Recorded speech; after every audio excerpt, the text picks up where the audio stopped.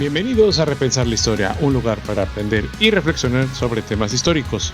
Soy Leo Historia y comenzamos. Qué bueno que nos acompañas en nuestro episodio número 76, donde retomaremos nuestro tema del mundo griego. En esta ocasión te platicaré sobre el comienzo de la historia, sí, esa ciencia con H mayúscula. Aprovechando que en México están empezando las clases, quizás este episodio nos sirva para entender de dónde surge el escribir y escuchar historias, sobre todo en este mundo antiguo en donde ya se empieza hoy voy a hacer unas entre comillas, profesionalizar la historia. Pero antes de continuar, te invito a que te suscribas a nuestro canal en YouTube o bien síguenos y califícanos en Spotify. Recuerda que con tus vistas y likes podremos seguir creando contenido. Entonces, sin más, el nacimiento de la historia.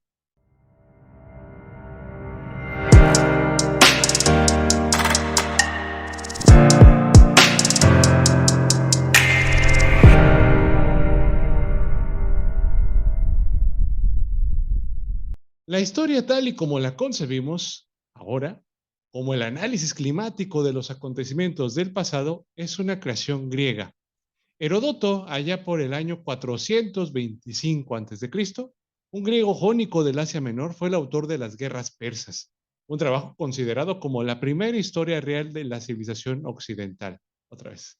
La palabra griega historia significa investigación o búsqueda, y es en la línea inicial del trabajo de Heródoto que encontramos este primer uso de la palabra historia, que aquí vamos a leer. Estas son las investigaciones. Historia. Heródoto de Halicarnaso. El propósito es evitar que las trazas de los sucesos humanos sean borrados por el tiempo y conservar la fama de logros importantes y notables que tuvieron los griegos y no griegos.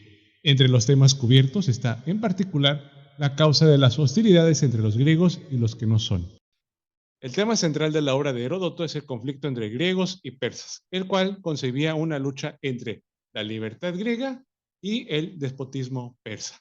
Heródoto viajó mucho para obtener su información y dependía respecto a sus fuentes de lo que hoy llamaríamos historia oral.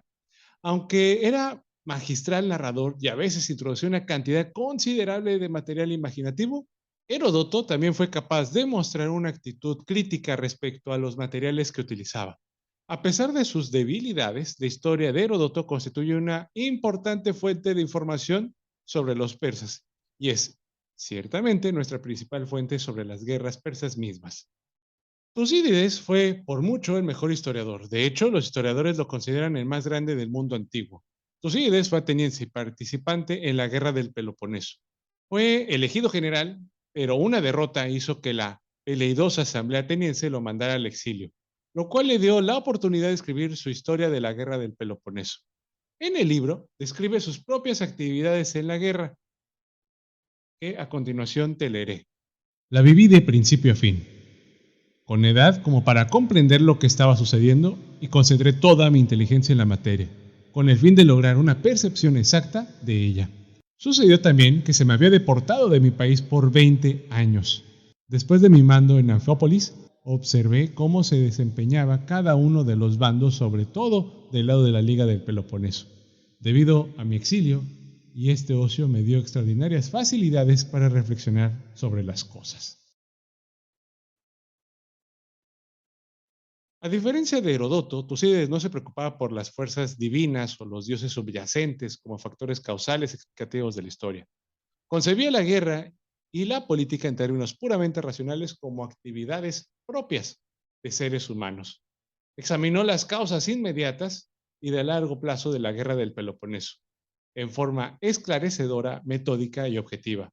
Tucídides puso mucho énfasis en la exactitud y precisión de los hechos, como él mismo estableció.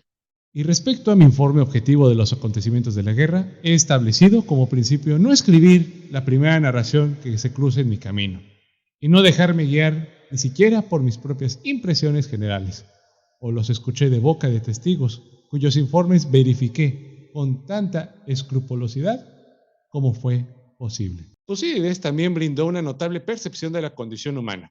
Creyó que la naturaleza humana era una constante. Sin embargo, me bastará que estas palabras mías sean juzgadas de utilidad por aquellos que quieran comprender con claridad los acontecimientos que sucedieron en el pasado y que, siendo el ser humano como es, en algún momento u otro se repetirán de manera semejante en el futuro. Cabe señalar que Tucídides no era tan ingenuo como para creer en la exacta repetición de los acontecimientos, pero creía que las situaciones políticas se presentan de forma semejante y que el estudio de la historia es de gran valor para la comprensión del presente. Como a manera de cierre, mis queridos escuchas, mis queridos repensadores, creo que da mucha apertura a pensar esta última parte de Tucídides, en donde somos seres humanos. Siempre cometemos errores y a veces cometemos los mismos, lo cual no me quieran juzgar, pero no estoy diciendo que la historia se repita continuamente. Es el ser humano que comete errores continuamente. Entonces, hay que estudiar historia para tener lo que llaman los especialistas una conciencia histórica, el saber que esas cosas han pasado y ya pueden superarse y mejorar. Y así, espero que esto te pueda servir para tus clases o para repasar hacia un examen. Recuerda que nos puedes seguir en nuestras redes sociales, en Spotify, iVoox, Google Podcast y recuerda, siempre se puede aprender algo del pasado. Soy Leo Historia y nos escuchamos y vemos en otro episodio.